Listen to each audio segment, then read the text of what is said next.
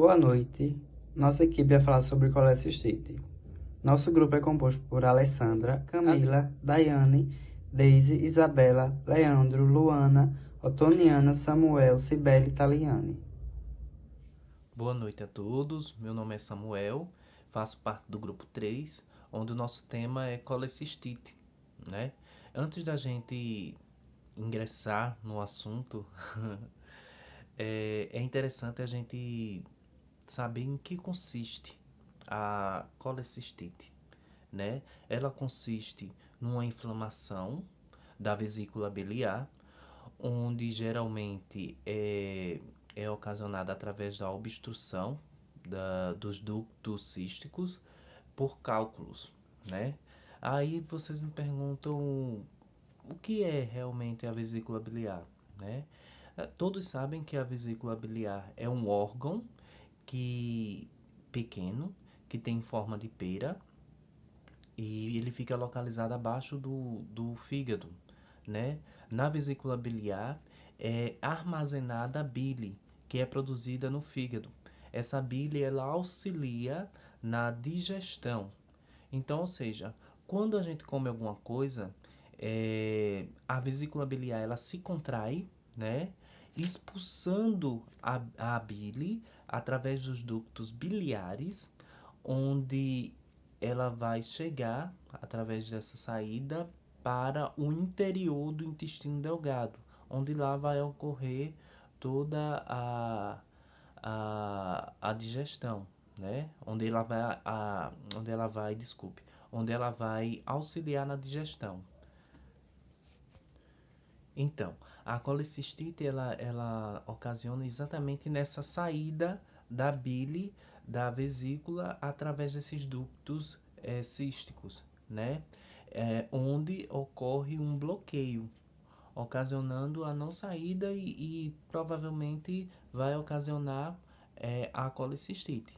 Agora é interessante a gente saber também a colecistite ela se classifica em duas formas principais, né? Que é a aguda e a crônica. Na colecistite aguda, ela começa subitamente, resultando em dor grave e constante no abdômen superior. 95% das pessoas com colecistite aguda apresenta cálculos biliares, né? A inflamação quase sempre ela tem início sem infecção, embora possa vir surgir depois, né? A inflamação ela pode fazer, aliás, desculpe, mais uma vez, pode fazer a vesícula biliar acumular líquido, havendo um espessamento da parede da vesícula, né? Ocasionando, quem sabe, até uma ruptura, que aí causa uma situação mais grave.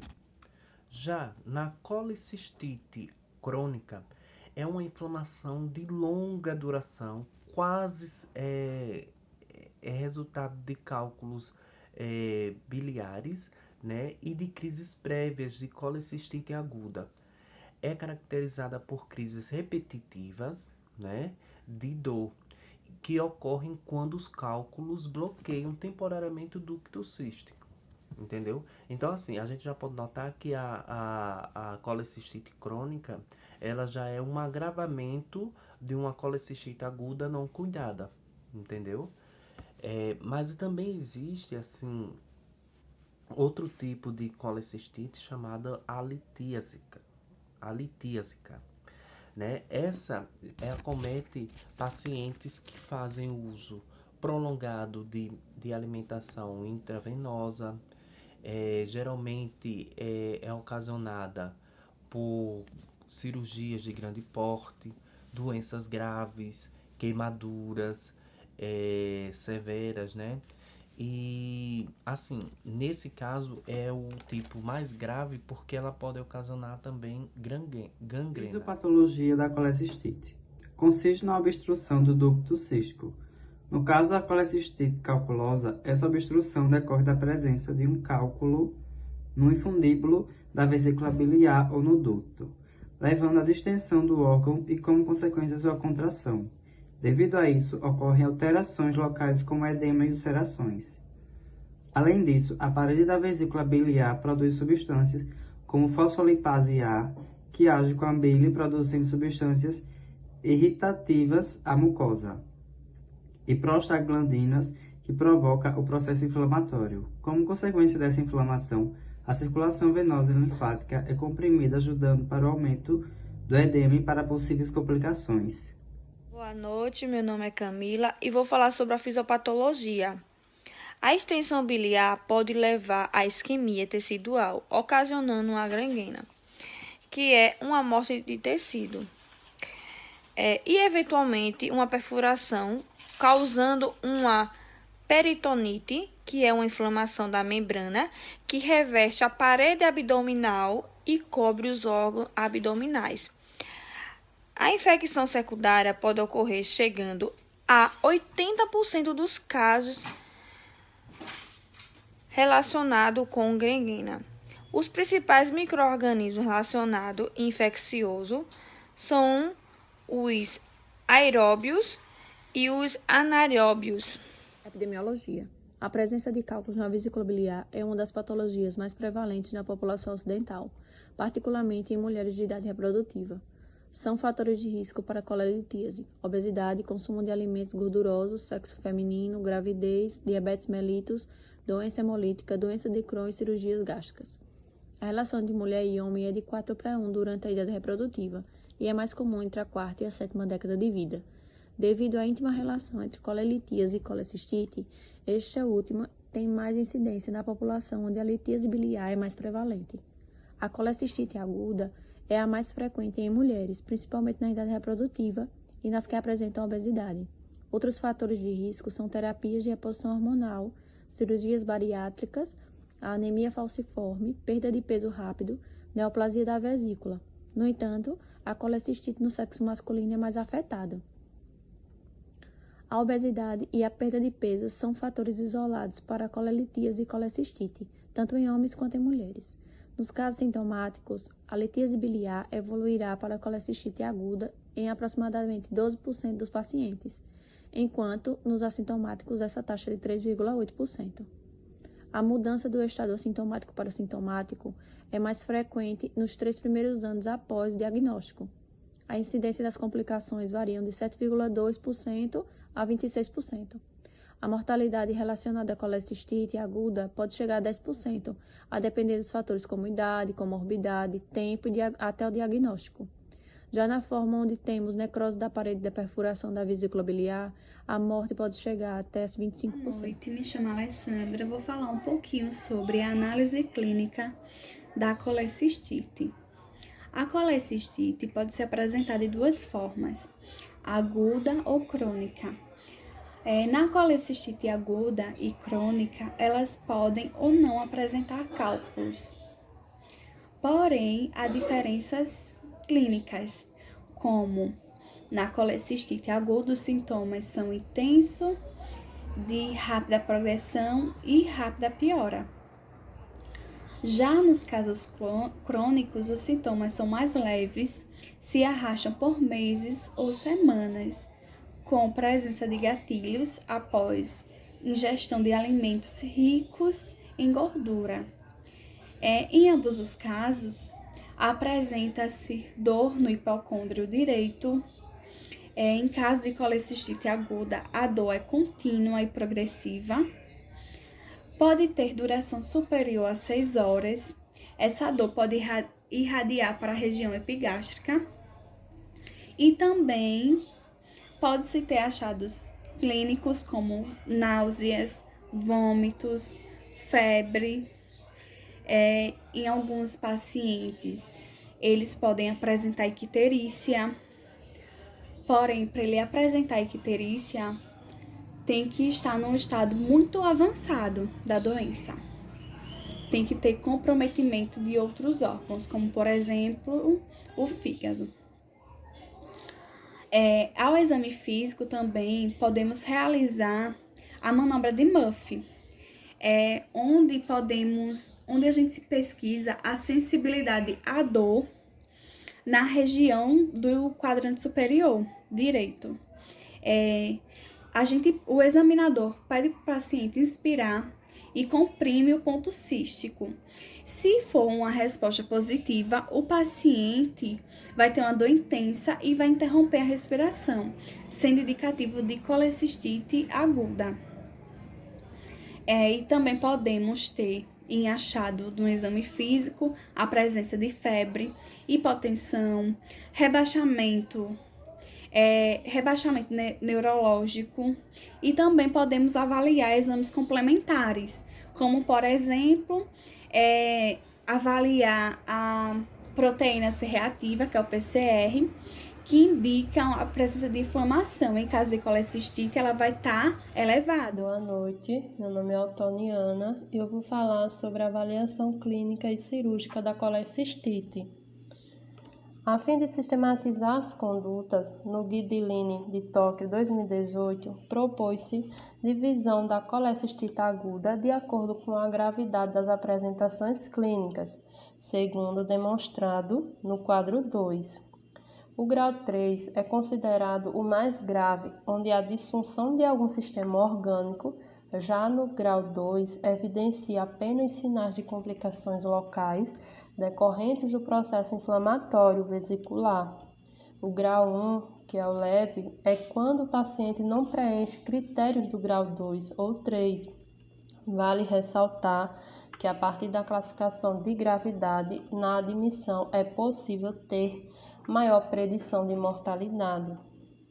O grau 3, que é o quadro grave, pelo menos um dos seguintes fatores: disfunção cardiovascular, hipotensão no tratamento com dopamina, qualquer dose de norepinefrina, disfunção neurológica, rebaixamento do nível de consciência, disfunção respiratória, disfunção renal, disfunção hepática, disfunção hematológica.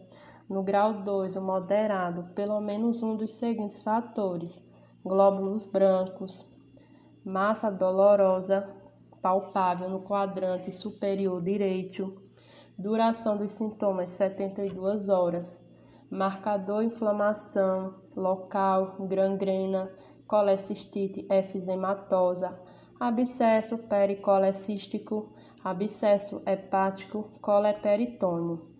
O grau 1, que é o leve, não atende aos critérios do grau 2 ou grau 3.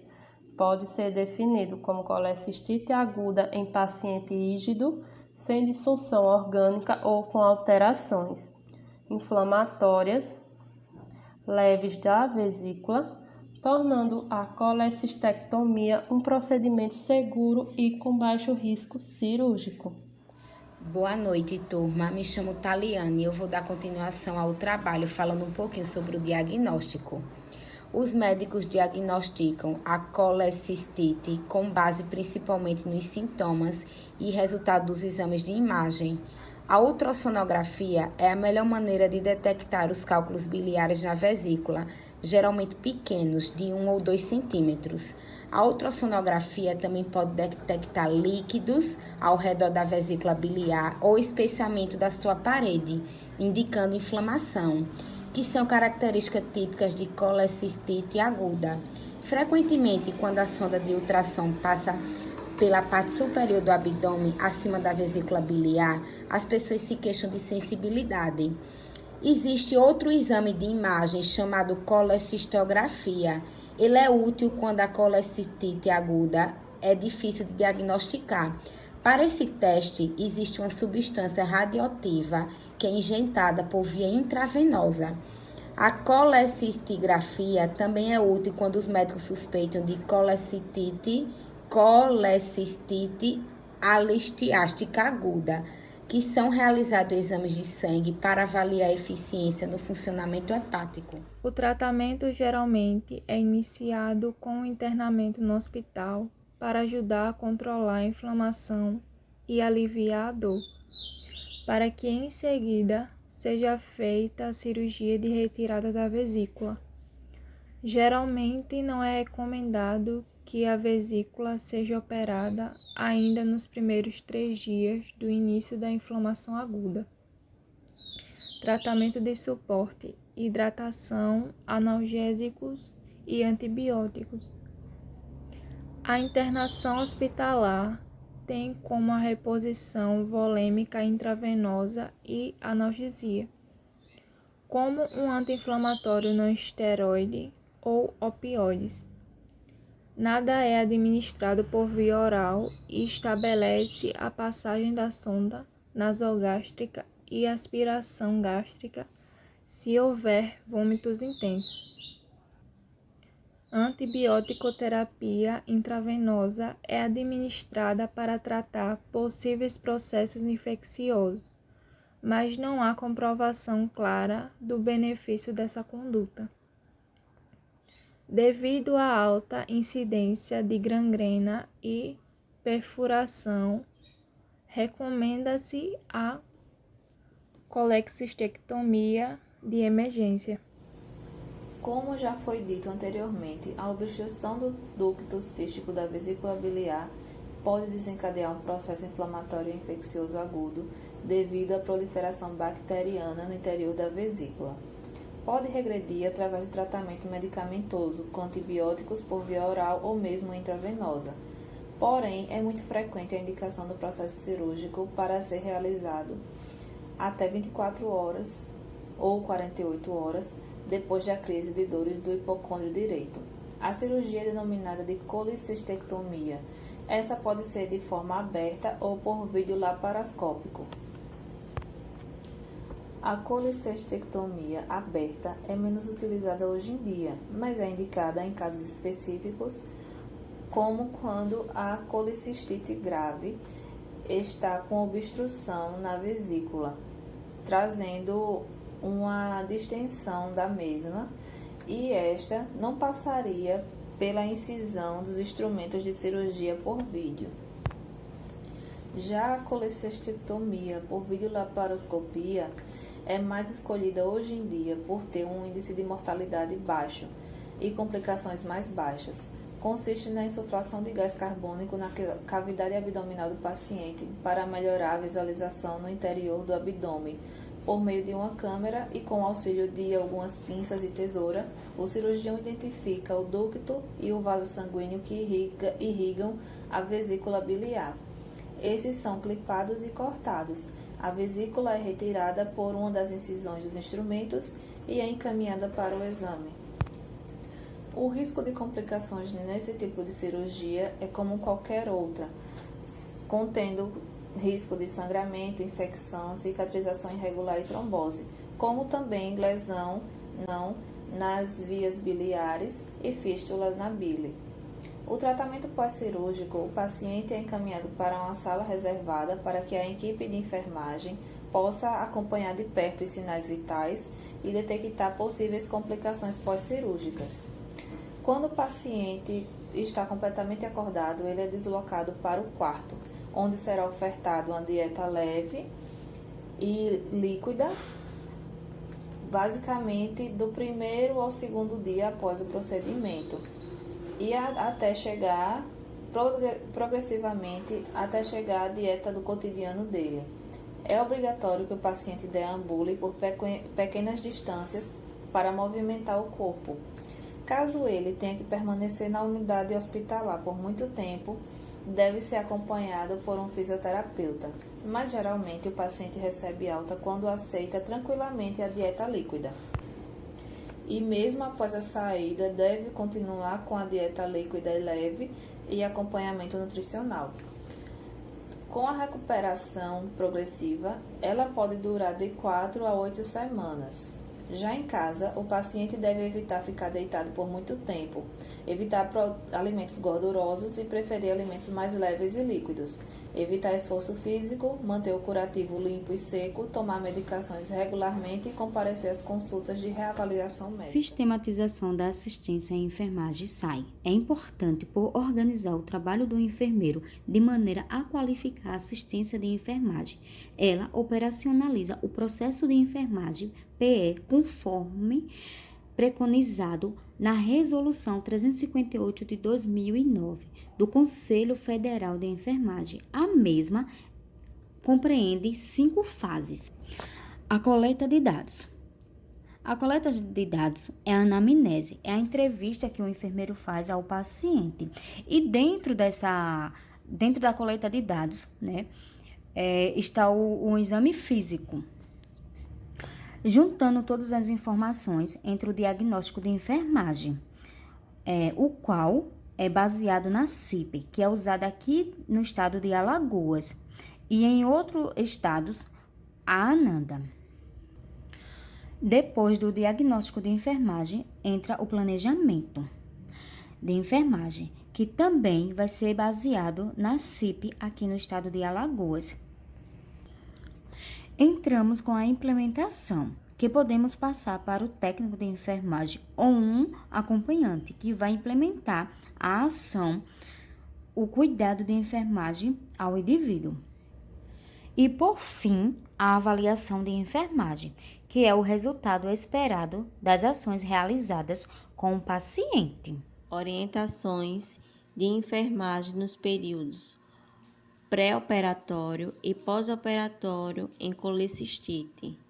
O paciente, no pré-operatório, muitas vezes desconhece o procedimento que será realizado, os protocolos cirúrgicos, os ambientes do setor e demais informações referentes ao centro cirúrgico.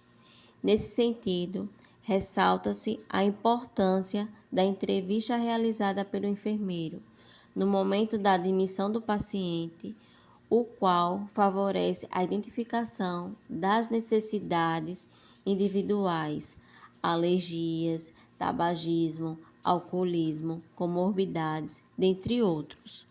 O pós-operatório é uma fase crítica para o paciente, em que ele fica vulnerável a diversas complicações, principalmente as de origem respiratória, circulatória e gastrointestinal.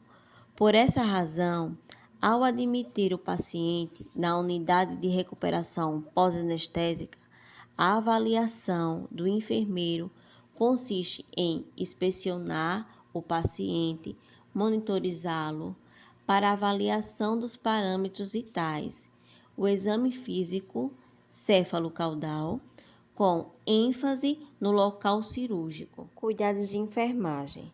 O enfermeiro deve avaliar a dor através de uma escala numérica de intensidade, indagando a localização, intensidade e qualidade da dor, iniciando as medidas que visam o conforto, tais como mudança de decúbito e uso de analgésicos. Realizar curativo e promover a cicatrização da ferida cirúrgica, avaliando, medindo e anotando para comparações posteriores de evolução da mesma alterações da pele. Proporcionar melhor posicionamento onde favoreça a ventilação. As posições variam de acordo com a natureza da cirurgia, objetivo, o conforto e a redução da dor.